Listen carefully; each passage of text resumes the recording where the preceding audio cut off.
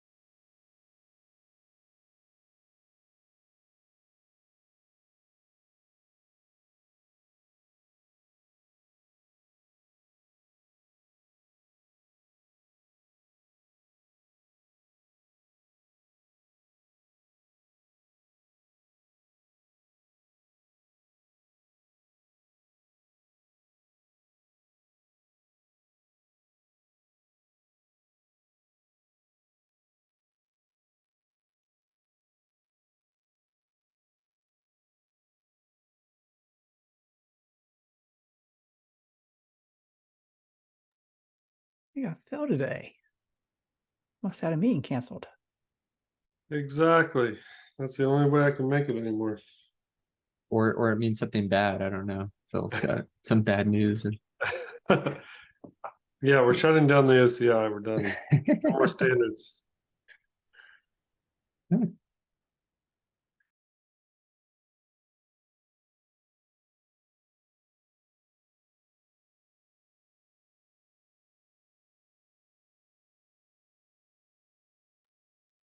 Yes, in 1131. Was that you, Bjorn? If that's the one I think it is. Apparently I'm struggling with my tabs today. Yes, that is me. Okay. Yeah, if you want to kick it off, go for it. Okay, yeah. So this is about I've been helping with some discussions internally on how to take advantage of OCI artifacts. There's kind of, in the aftermath of 999, there's a lot of confusion and misinformation from the casual observer, I guess, because, oh, there's no first class artifacts now. So I've been, doing my bit to try to dispel that. However, when doing so, I did notice one thing that appears to be unintentional fallout of 999. And that is, as one reads the spec today, it seems to imply that the descriptor for an artifact should include a platform.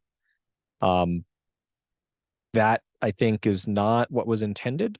That language hasn't moved in a while, and when the initial artifacts work was accepted with a separate media type for the artifact manifest, that line would not have applied because of the separate media type. During number 999, as best I can tell, that was not addressed or, didn't seem to be explicitly intended to apply. So, when one reads the spec today, there's actually, I think, even an interesting tension where it's implied that artifacts should have a platform. So then what I do for an artifact that doesn't have a platform, if I have to fill out that platform object in the descriptor, and what seems to happen in practice is people will put unknown or none or something like that, which is then in conflict actually with the guidance for that for that extended descriptor field in the index spec, because it calls for the fact that implementation should only use values understood by the Go runtime. In practice, it's more complicated than that. There's all the normalization code in every runtime to try to coerce, x86 64 to AMD 64 and so on. But when we're talking, greenfield implementations, it really feels like we shouldn't be nudging people to do something that the spec, suggests that they don't. So I'm not quite sure what the resolution I'd like to see here is. I think that it would maybe be more straightforward if the artifact type and the config media type fallback, or like collectively what I would call the artifacts feature, was called out by name. That would probably make it more obvious, but also this would end up extremely verbose, potentially, and like trying to litigate the specifics there might be just more than people want to get into. So it also seems to me like it could easily just, mention, instead of mentioning the media type, just mention a runnable image instead and link to the definition of images versus artifacts and call it a day there. But I'm curious what other people think. Like if this is an issue, if this is a feature and not a bug, post 999, and if this is a bug, what is the best way to fix it? I'll add one more use case in there, which is I've seen people making artifacts that are platform specific, and they want to package those artifacts in an index. Oh, and So- and to be clear, I think that that was what I was trying to make clear with my issue, is that may or may not. I don't think that artifacts should be barred, but as I read it right now, artifacts are required. I mean, it's not a must, but it is a should, which is generally best practices. You should be doing this. And that is, I guess, one idea I have around that language, is that it should be made clear that this may be applicable to things that aren't images, but you shouldn't, if you don't have anything meaningful to put there, you shouldn't feel like you should have to. Yeah, and so I was trying to figure out how to phrase that in terms of you should include the platform when the content you point to is platform specific. Something along those lines. I don't know how best to phrase that, but that's where I'm thinking of. And I think where this is also a little awkward is that, and this is also part of that internal discussion I was having, where this surfaced for me, was that an image is aware of its own platform, right? But that's not in the image manifest, it's in the config. And so you do end up in this slightly awkward situation with platform specific artifacts, where an artifact perfectly, it can be aware of its own platform. That's theoretically what you, the artifact author, defining a custom config media type is for. But there's no standardized way for anybody who doesn't understand your idiosyncratic, specific to you format to reason about your platform having or your artifact having a platform other than the descriptor and the referring index, if there is one. Which is also like, this is a slight aside, which is where artifacts don't necessarily have an index referring to them. And so, overloading too much on the platform descriptor in the index feels a little fraught to me, just because it's not guaranteed to be there, if that makes sense, Brandon. Like, I don't think it should be said that people shouldn't do that. I just think that like reasoning about platforms and artifacts is a little bit fraught, because there's not guaranteed to be an index. Yeah, you're tugging all kinds of chords there, where I'm a little bit annoyed that we don't have the platform inside of the image manifest, but that's neither here nor there at this point. But yeah, I agree. I hear where you're coming from on that one. And the places I've seen it that people are thinking of using it is when they are authoring the artifacts that are for multiple platforms. And so they just want to include it there in their case. But yeah, we're on the same page. It's just how to phrase it. That's my only question. Yeah, and that's where, before sending a PR, because I feel like 3 different directions it could go here. I just wanted to first, get a feel for what people's thoughts are on any preferred approaches. And then, after that, if there's at least a rough direction, then I could take that and we can argue about the rest in the actual PR review.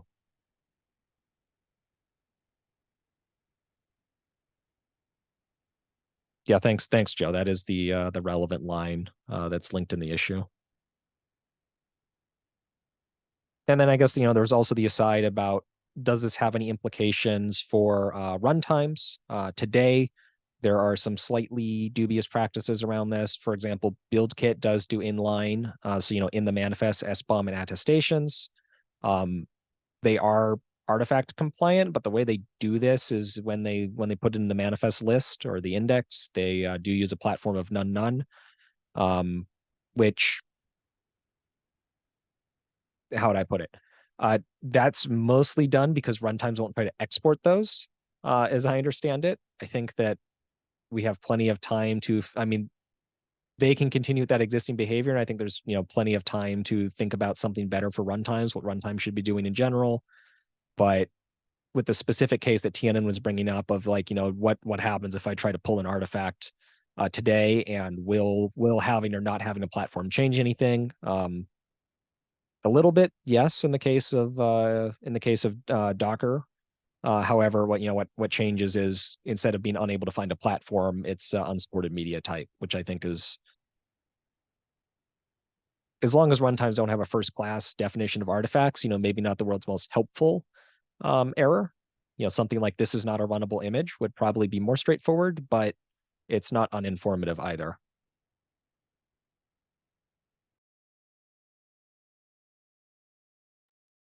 There are probably a few comments that we have to update as well. I'm looking through it, like the Go implementation. It calls out the platform should only be used when referring to a manifest, and that's a very ambiguous comment. It made more sense when it was a distinct manifest type, and now that we only have one again, like, yeah, those are all a little confusing.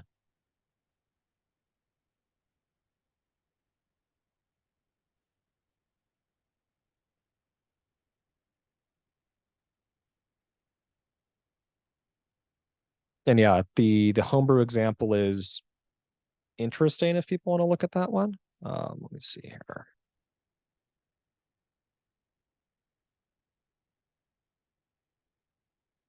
I mean, I think this is another case of like legacy thing that people are doing that they can continue doing, but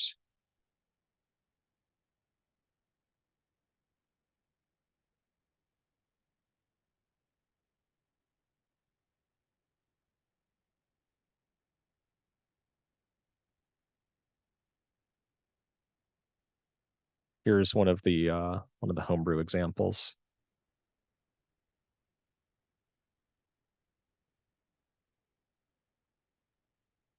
I'm also looking through our JSON schema, and instead of having manifest have a bunch of descriptors in there, it's actually the individual fields of the descriptor that's in the JSON schema.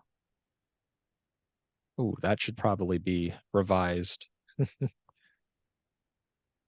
I think it was because they said, well, we're only going to have platform in this one version of it, not in the other, so we should separate them. Well, don't you can like that. extend the type though. Like you Yeah. can extend it. So Yeah, I'm not a fan of what we did over there. so like this homebrew example, this is a pretty, what I guess I would call like the classic, like I want to stuff arbitrary content in an OCI registry approach. Like they have a OCI image config. Now the config is actually it's actually a real config. It does have the required fields, unlike some other examples I've seen. And then, also they do use the OCI layer types, mostly because incidentally they're packaging a tar gzip file, even though in a single layer. So it works for them, even though, arguably should have used their own media type for the layer. And that's probably the more common approach, right? Is to have the OCI config media type. The config is not OCI compliant / might be nonsense or empty. And then you put your own media type in the layers, and registries accept that. I mean, this is kind of like a halfway, I guess, but technically this is like, I think this is technically OCI image spec compliant. The only gotcha here is that this isn't actually runnable because that's not a rootfs. That's just a tar gzip of some binaries. Yeah, even if you had a macOS runtime. The dangerous thing is that a runtime would try to run it.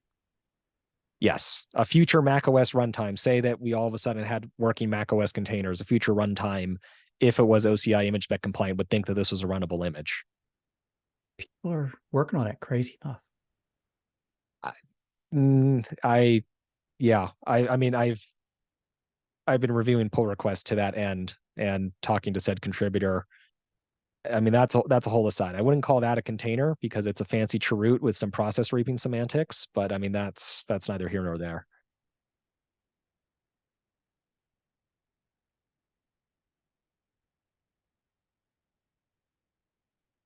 I mean, if said PRs were merged, like, to be fair, this is exactly, with annotations aside, what the artifacts produced by such a version of BuildKit would look like.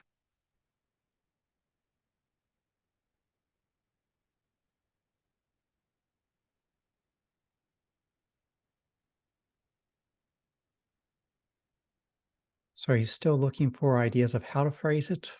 Looking for other people to give you feedback? The best I've got is saying the platform field should be there when the content you're pointing to is platform specific. And that would kind of be as generic as I can phrase that. Yeah, I mean,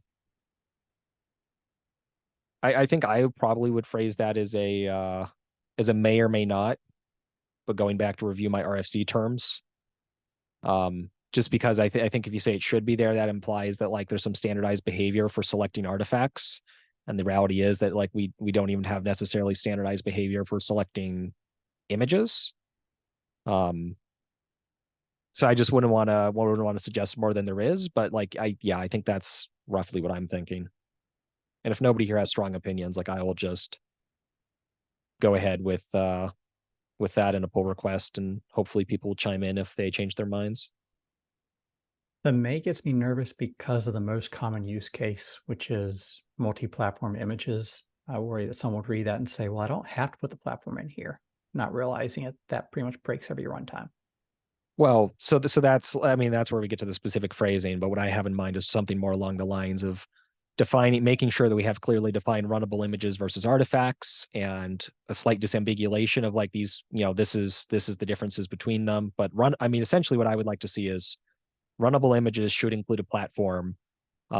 Artifacts may include it if they feel it's relevant. And then the trick is, defining what is a runnable image and what is an artifact. But I mean, that's already a challenge in the spec.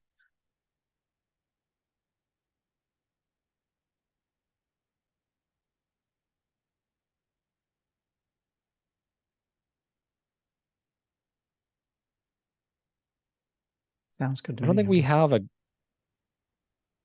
Go ahead. I'm just looking here. I don't think we have a glossary of terms, do we? You had Like there's, different. for a lot of the proper nouns, what happens is just you link to the file. So when you're talking about a descriptor, you just link to the descriptor document. But I don't think there's even like, is there a definitive definition of artifact in the spec right now? Like there's the guidelines for artifacts and things like that, but I don't think there's a clean like, in all honesty, like maybe I think that's possibly a follow-up, because I can't make the situation worse than it is. But that is, what the discussion that brought me here was trying to define for somebody what an artifact or runnable image is, what the differences between them are. And there's not really just like a one-page summary of this is what an artifact is, and then here's the specific technical implementation details. It looks like all we have are the technical implementation details of, oh, you have an artifact type.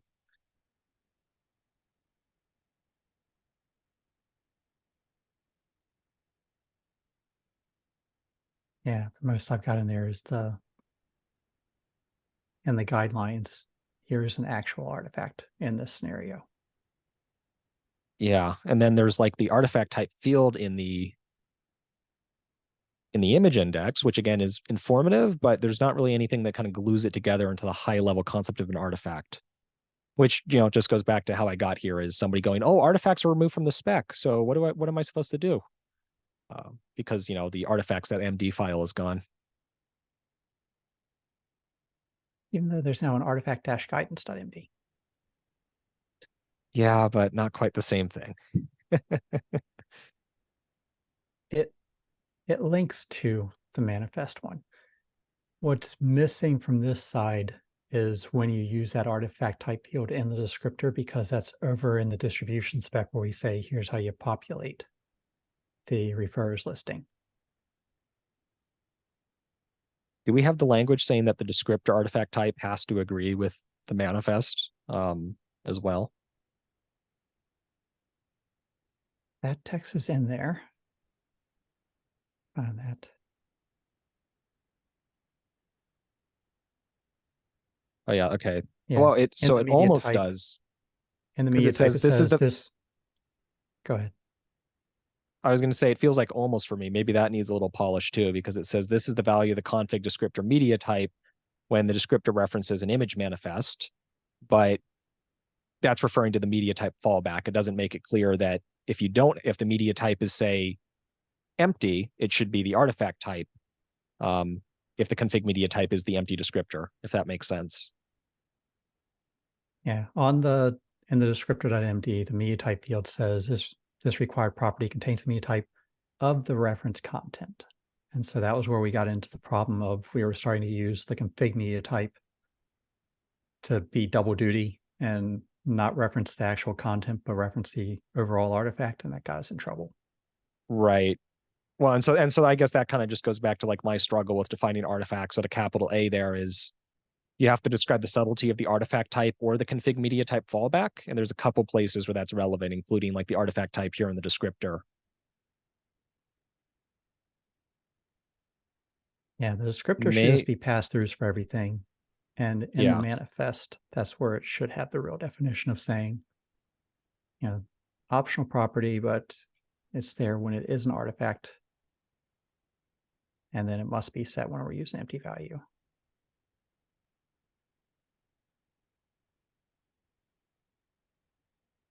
Challenge is we have to say it's optional because it's not required for anything other than artifacts, but it's not really, there's not a clear way of saying it. It's optional for all those other use cases, except when you start doing artifacts, and then it's pretty much a required or recommended. I'm thinking that like maybe the artifacts guidance needs to be hoisted out into a more central place. I mean, either part of it, either I think the artifact guidance.md needs to go into a little more detail, and the guidelines for artifact usage and the manifest be a little more tailored to just the manifest and not the general artifacts use case, like tailored to just the specifics of that format. Or I don't know, I think there's maybe a little bit of restructuring there, like nothing that's a blocker or really changes the spec at all, but just the discoverability here is not great right now. The reason it's a lot better than it was with the decision tree, but the reason that I broke that into the guidance is mostly just a symlink over to the manifest was thinking along the lines of at some point we may have another dedicated artifact manifest type. And may not even call it artifact. It might just be whatever the future thing is, the more everything manifest type. And when we create that, there might be an artifact guidance that splits and says, if you're doing them this way, go to this page. If you're doing them this way, go to this page. And each individual. Yeah, go ahead. I was just gonna say, I think that's fine. Like my thought is basically just because I think like the decision tree and the specific examples are very helpful. But mostly what I think the discoverability challenge is that the artifacts guidance just links to the artifacts usage, and that has all the specifics outside of just the manifest.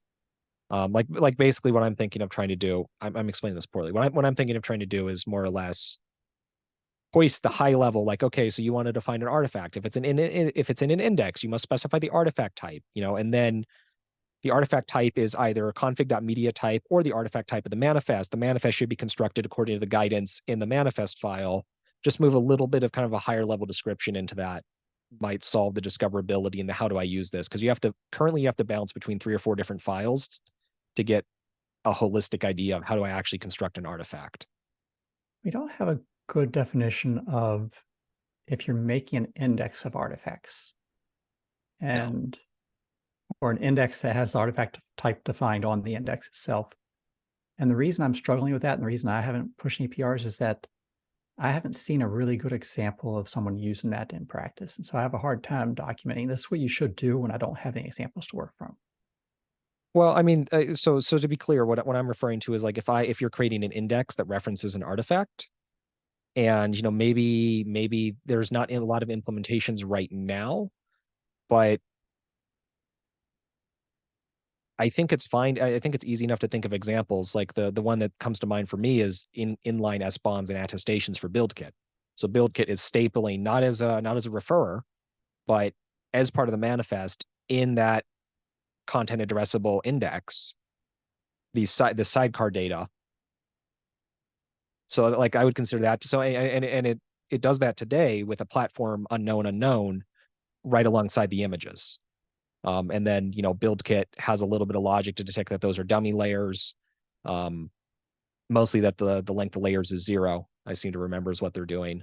And then, runtimes happen to ignore those. But in a world where BuildKit was actually using OCI artifacts and not hacks that runtimes may or not gracefully handle to package that data in, I mean, I think that would be a good example of, I even have an image alongside some non-image content in an index.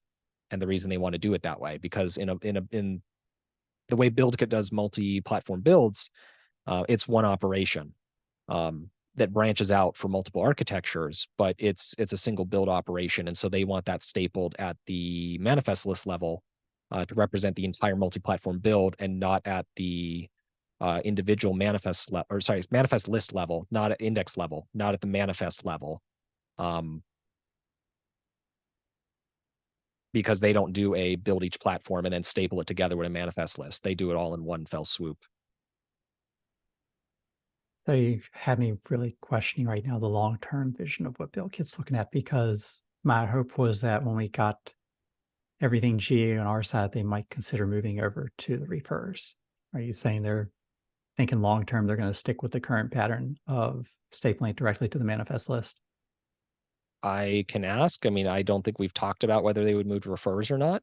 I'm just aware of the status quo, and how they're generating the manifest list today. But I think that having that data as part of the identity of the manifest list is a feature to them. Like, don't quote me on that, but that's the impression I got. We've only talked about it indirectly, right? Mostly when talking about how do they actually generate this data, what do runtimes need to do to ignore it. I know when it first came out, there were a lot of issues from all over the place. There still are. The platform none was added as a workaround, where most runtimes will just go, oh, the platform doesn't match, and no op. But it's, I think, kind of obliquely solving the problem anyway. I mean, there are other issues that I've seen where people say, well, I built a single platform image. And I used to just be able to say, Docker, run this on any platform, and it got automatically interpreted running through the QEMU to run other platform images. And now it doesn't work anymore because there's a manifest list and it can't find my local platform. And so now they have to put other flags in there. So because everything got shifted over, that broke up that's a on bug. different workflows. Yep.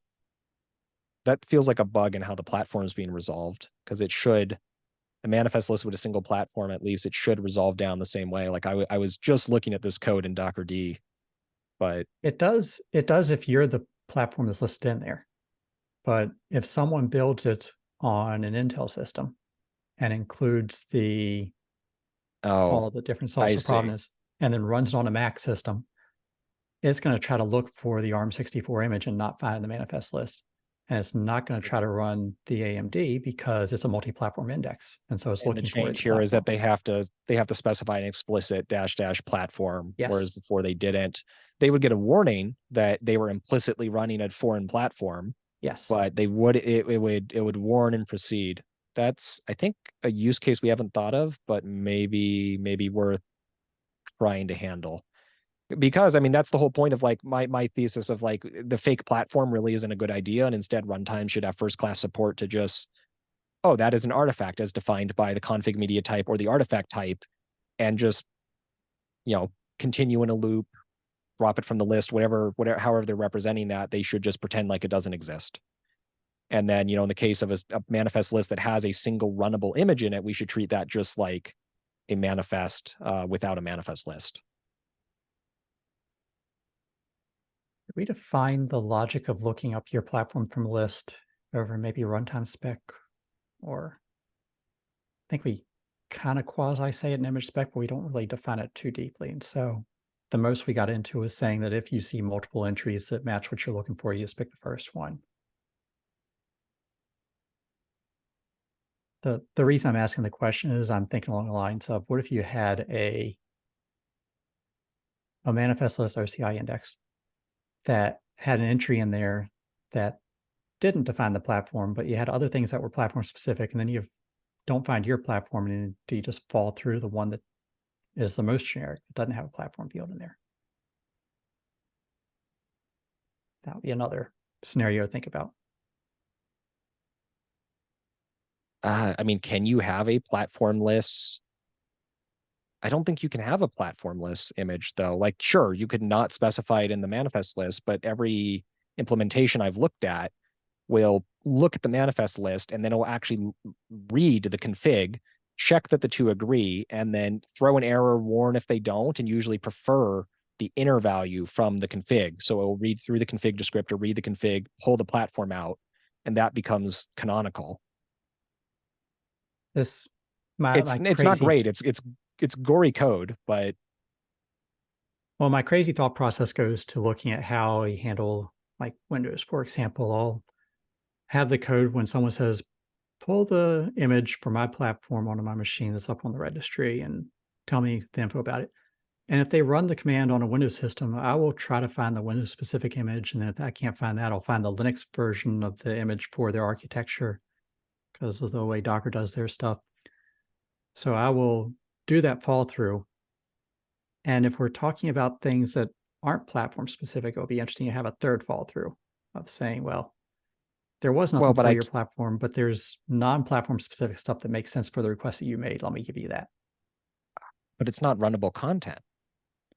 Like all runnable images from the perspective of the image specification have a platform because they must have the config type or the config JSON.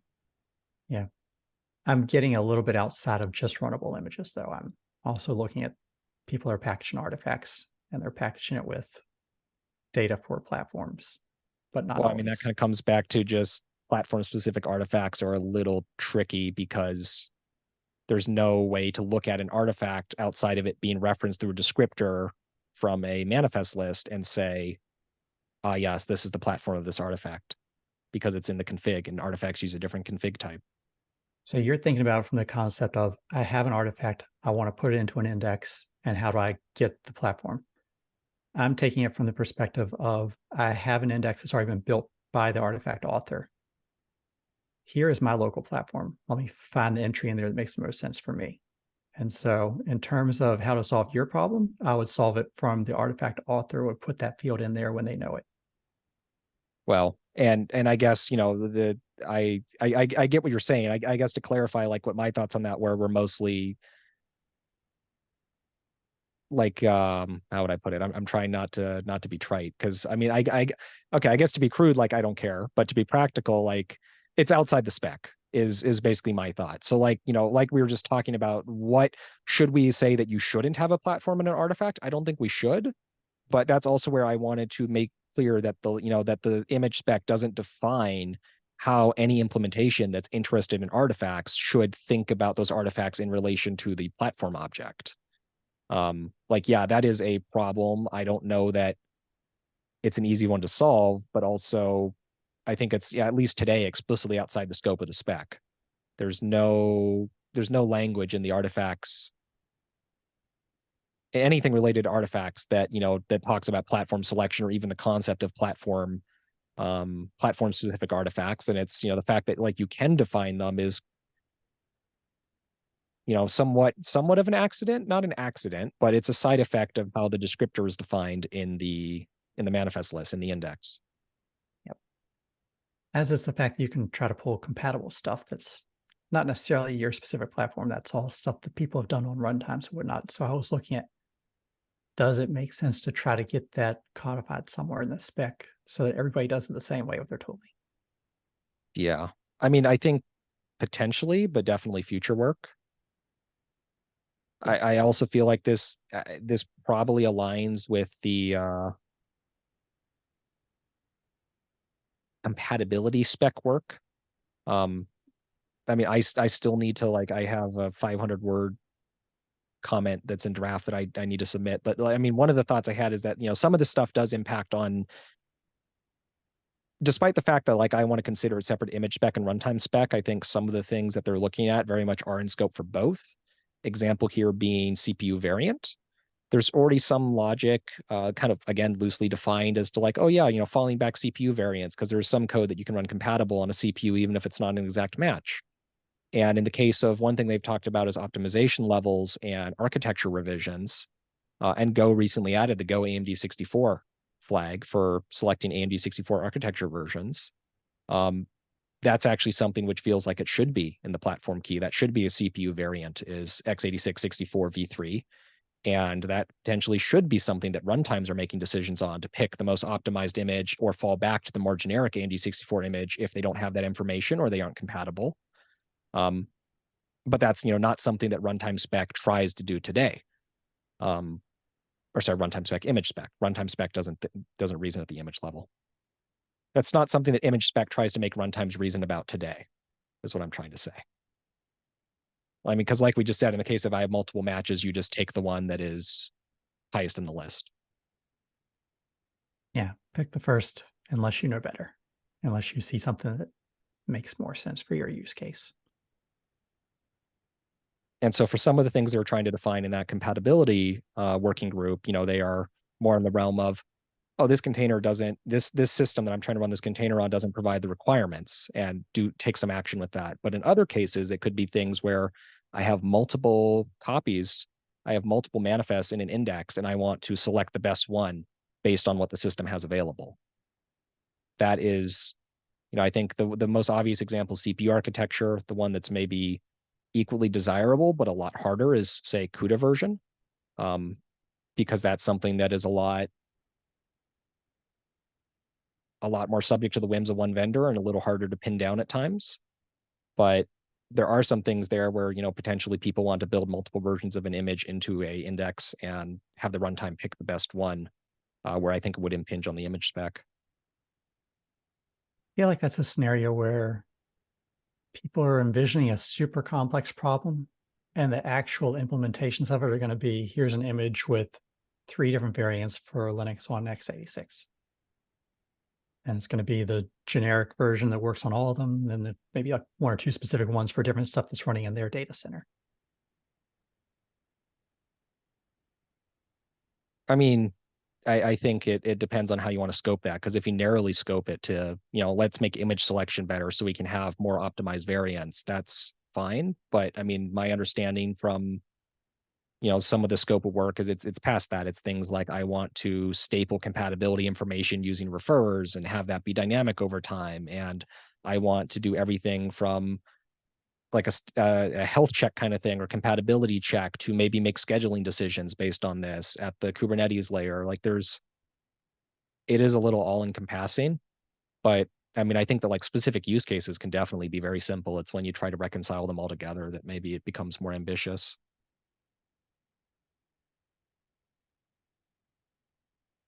But I think we've ended up kind of well off the original path here, and I don't want to take up all the time. I mean, I think it's helpful at least to talk through this and feel like people are on the same page. Hopefully if there's anything that I have a wildly different understanding from anybody else, they might have said something. So I will follow up that particular issue with a pull request and sit on some of these other topics that I've talked about to think if I'm interested in trying to adjust them in the future. Yeah, it feels like a quiet group today, just you and me. So you and I are on the same page on that one, at least. This is me giving a little bit of quiet moment for anybody who wants to jump in before I change topics. I guess just the last thing for the curious actually is looking at the images generated by that macOS containers fork of build kit. They're actually not OCI compliant. So Homebrew's fake images that aren't runnable are actually more correct than the ones generated by a real runtime that can run them. The config is missing required fields. Everybody likes to miss required fields in the config. Also, the config has a key named config. Yeah, I was just wondering what was supposed to go in there.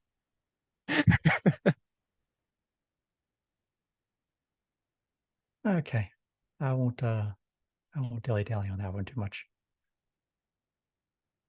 As happens when people kind of take advantage. I mean, you can add new fields to it. We didn't say you couldn't. The one that I had on the tag pagination, that's distribution spec 470 in our list today. I put up the PR for that one and got one comment back to change a few little words here and there. But the last comment I was sitting on, because the question was phrased, should we have a header that comes back when a registry gets a request for more tags than it is going to respond with? And the header will communicate back, this is my limit. And so it's a proactive, I'm failing, here's your error, and here's the limit you should have requested on that request that would allow this to succeed. Does that make sense? And if so, do people have any preferences on what that header specifically is, like OCI tag limit or something?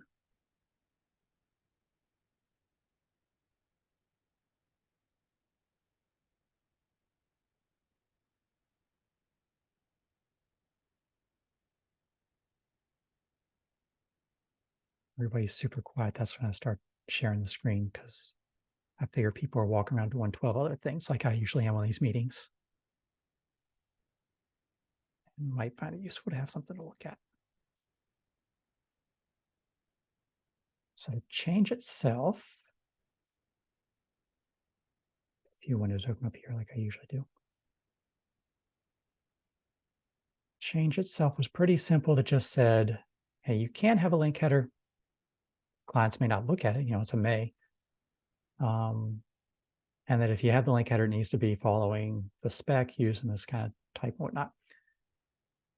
The other language in there was saying the registry should support at least 100. And that clients should avoid requesting more than 100. Just picked a number. We can debate on the number if we want to change that, but wanted to at least start with something there. And the comment came back that, okay, well, if the registry fails for any reason, they can't return all the tags that the client is requesting, maybe because the client didn't put a limit in there at all, and the registry has a limit and there are more tags in that repo than what's there. And so they have to put some number in there. They need to put like an n equals whatever the registry supports. That instead of just saying, here's your error, 400 bad request, tag limit exceeded, using the new error code down below that I define tag limit exceeded, too many tags requested. So in addition to that error code, to also have a header in there, it just says OCI tag limit is X, and just put that up as a header to this error response for clients to work with. Any feelings toward doing that one way or another, or preferences on what it should look like? Does that sound useful to folks?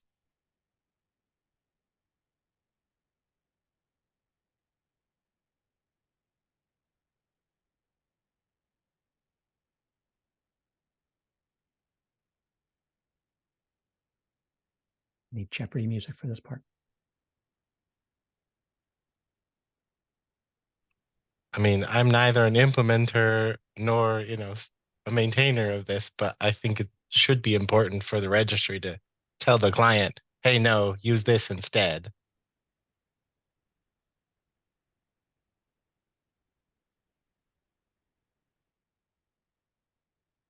Sounds good to me. Okay. I was putting this out just, go ahead. I was going to say, like, I've initially been opposed to this idea, and I've kind of been in the camp that it should just be reverted. But I guess I've warmed up to this because there are a lot of broken clients out there. I think I dug them up and posted them about 6 weeks ago or so when this first came up. That have been broken for years and are silently broken and maybe don't realize it. And this does have the happy, or unhappy, that they'll go from like slightly broken to just getting a 400 series response and getting nothing back. And so, maybe for those, it will be unfortunate for those who are using those libraries. However, those libraries have been fundamentally subtly broken for years by not handling pagination. So, maybe this is the better outcome for everybody, is break them in a way that is graceful for those who have followed the previous intention of the spec, and for those who either never implemented pagination or implemented against the incorrect language in the spec that seemed to imply that the registry server must do whatever they ask. At least it's going to break very loudly for them and they'll know what to do. I mean, I like the language that said the registry server must do whatever I ask, but I wouldn't run the registry server. So I got away with that opinion for a little too long.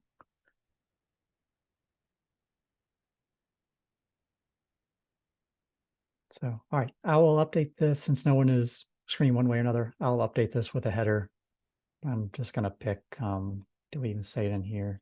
Yeah, OCI tag limit sounds good enough to me, and just put a number next to it. We'll ship that. Are folks comfortable with the n equals 100 for recommended? Should support at least that number. I hope there are no registries out there that have less than that as their limit. Get a thumbs up from Sajay. I always like when I get a thumbs up from Sajay. All right, that was my big one. The other one I had on the list there was just a, hey, there's something that's been done. So for folks who want to do that, check it out. Okay, you put yours as actionable as well. 469 parameters. This one is just sitting out there waiting for reviews. So whenever folks have a chance to give this a review, just change the language from what you're agreeing with in the last meeting, which said the registry should not put parameters on there, but a client should ignore them if they see it. And that kind of covers both sides of this. And so if either one of these does the right thing, then they will not break. But if neither one does the right thing, then we'll still see breakage like we have today.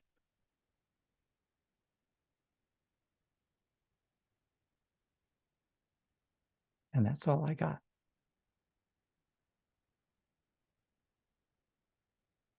Anyone else have topics for today? It's been a busy week on the repo, so I'm probably missing some stuff. I didn't see the distribution vote item come up on the thing. Is there an issue, or is there an action item for anybody to create the issue on the distribution spec side? I haven't seen it. I was hoping that the Docker team, since they rose the issue up, would open the vote. But Derek, is that your thought process? I don't know how we have a vote there. I can open up a pull request to it and vote on the pull request. I don't really know. The way we were how we doing vote on it, them.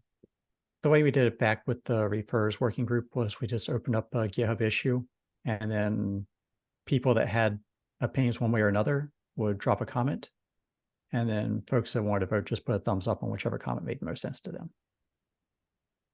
Yeah, I guess my concern there is like, what exactly are we voting on? Are we basically specifying whether or not like say we have two maintainers who don't agree on something, and we go to release a tag, or we want to release a tag, like we don't want at that point maintainers to block like the next release candidate or something like that. So we want to find some consensus, but I'm just trying to figure out what the outcome, what the hope of the outcome of the vote is there. Just want to poll the maintainers to see where everybody's at on the issue. For the most part, yeah, it's polling. And I will say, at least for my own self, if it comes out and it sees like 9 out of 10 people are for making this, that the registry can require you to push it in a certain order, and I'm in the minority, then I'll go ahead and release with that, because we're following whatever the group wanted, even though it's not something that I'm looking forward to doing. I will go with the will of the community here.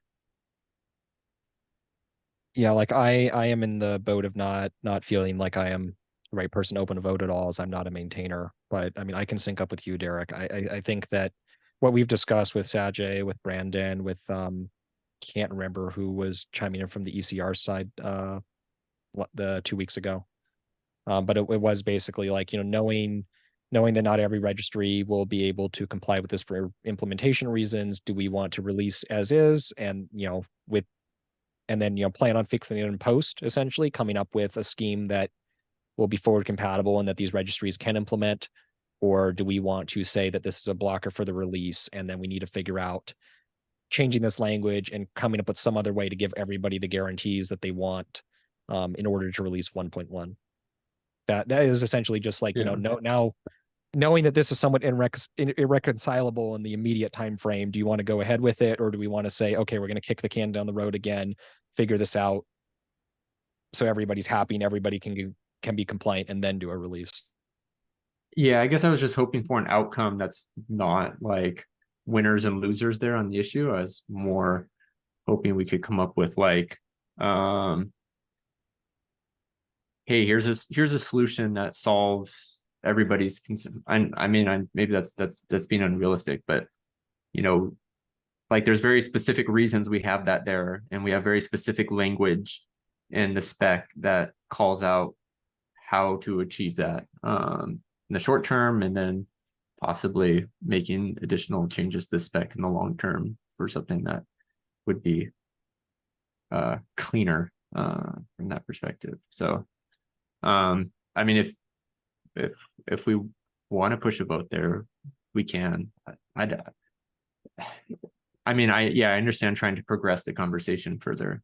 I mean, I think the thing is like where we ended up is there's a couple different ways people can think of making the situation better, whether it be small tweaks, you know, whether or not, quote unquote, like an atomic tag goes live API like Tianan suggested, where, you know, you can just push a tag without having to push the whole manifest, makes sense, or like things like that, or, you know, the full transactional API, which there's some ideas for that are decently lightweight, but would take people time to implement, and, you know, maybe harder to implement on the back end than the trivial amount of design work needed.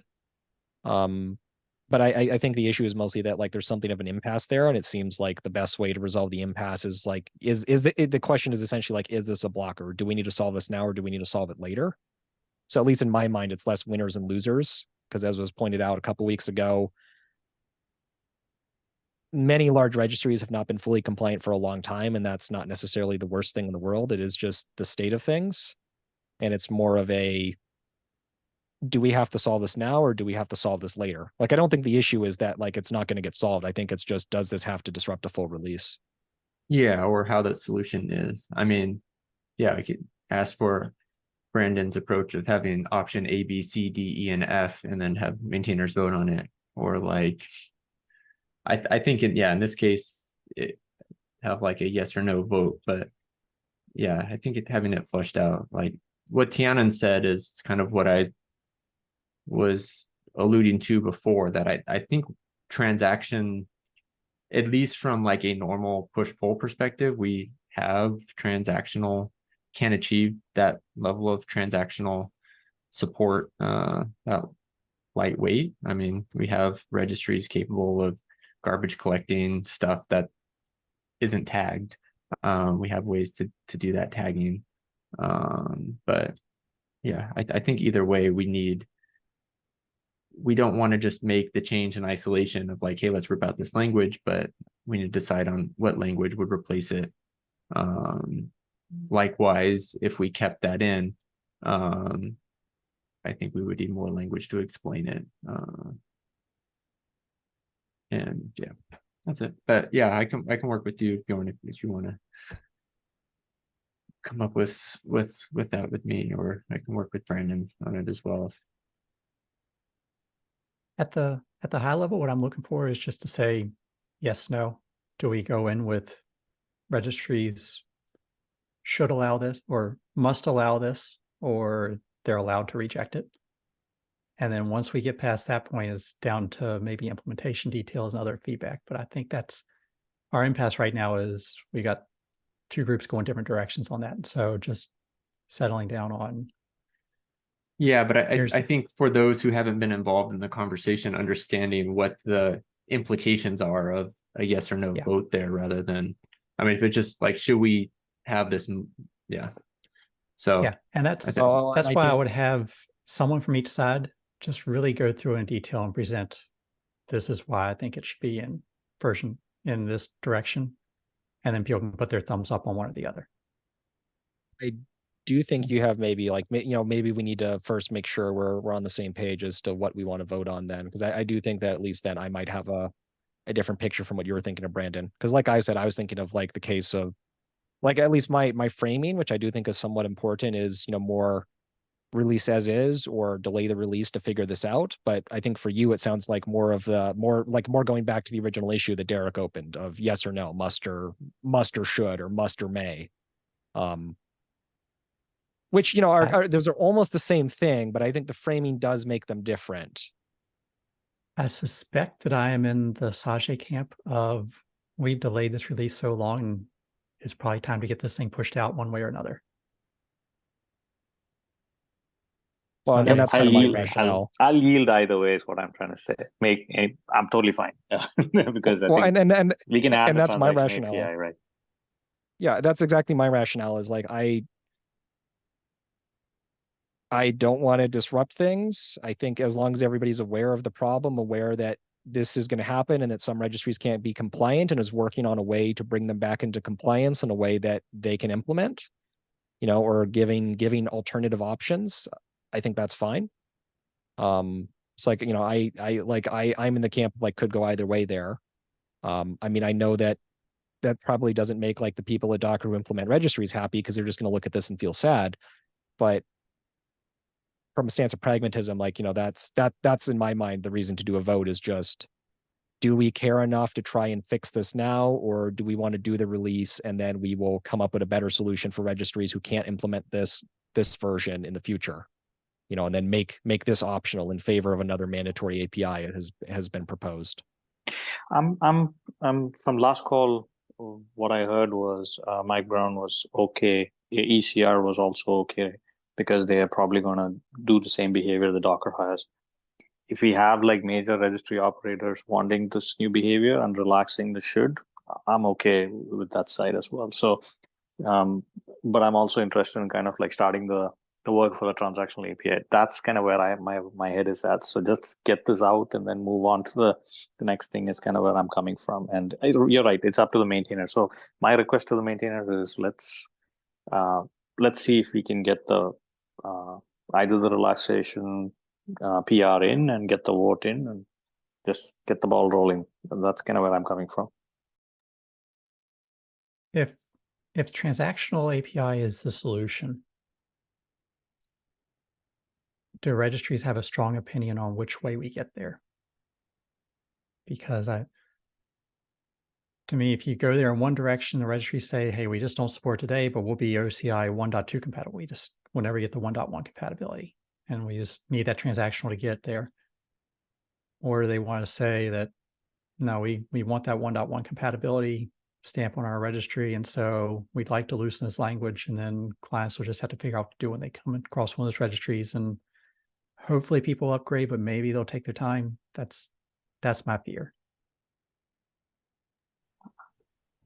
I'm guessing 6 months to a year, given how long we have taken to get 1.1, right? So even if you get the transaction API, it's not going to be like in the next quarter or even like next 6 months, but at least starting the work now will set the ball rolling.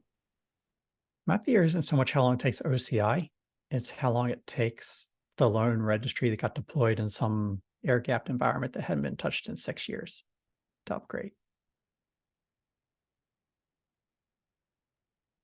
Well, and that's my fear, I guess, like on a transactional API, it's not the time to design it. It's the time for actually everybody to implement it, right? So you don't get to this happy situation of every major registry implementation is compliant just because we came up with a great API that solves the problem. You're going to have to wait for people to implement.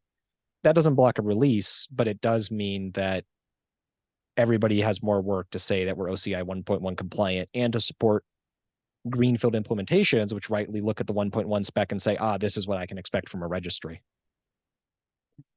It's a question of whether or not there's that extra motivation for people to get that upgrade to 1.2 in there because they want that compatibility because they couldn't get the 1.1, or do we not light that fire and let people take their time on doing it?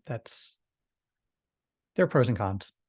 I think either way in 1.1, we should be able to put in transactional guidance or transactional section into the API. I mean, to Tianan's point, you can implement it today. It might not be the most efficient way to do it, but you can get most of the transactional needs from the API today by using push by digest and push by tag.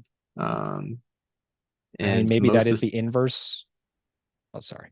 No, I just say like we can build on that to more first class transactional, but I think we could we can add guidance for how to use the API today to achieve it. I was going to say maybe that's the inverse case, is like Brandon can't get everything he wants as a client today, but maybe you're able to, here's how you can approximate it, not as good as is desired, but here's how you can approximate it. And at least from the perspective of like Sajay, have the signatures live first. Here's how you can do it. And then follow-up work as an actual real transactional API that can give everybody the strict content liveness guarantees that they want.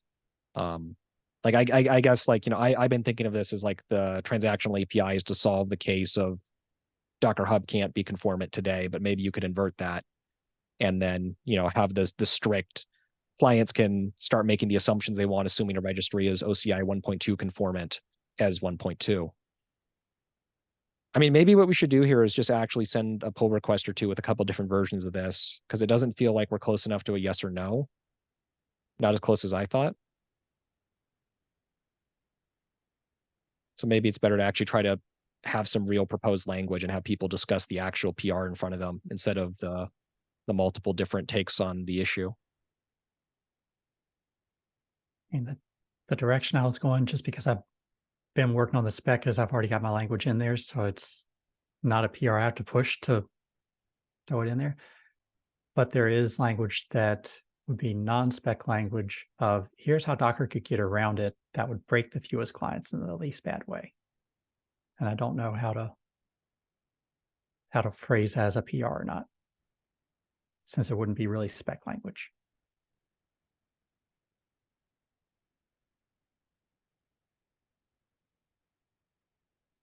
And on that downer note, we hit time, so I want to be respectful for people that got to run to another meeting. I do think that this is still taking up a lot of time and we're still not quite sure where we want to go. So like, I'd suggest, Brandon, if you want to suggest a time at some point, or I can reach out to you and try to find a time after next week. Next week is DockerCon, but maybe we can just meet out of band and okay. Or we can talk about this in person. Maybe that will be productive. Let's sit down. I'm going to be there too. Okay. Yeah. Well, Okay.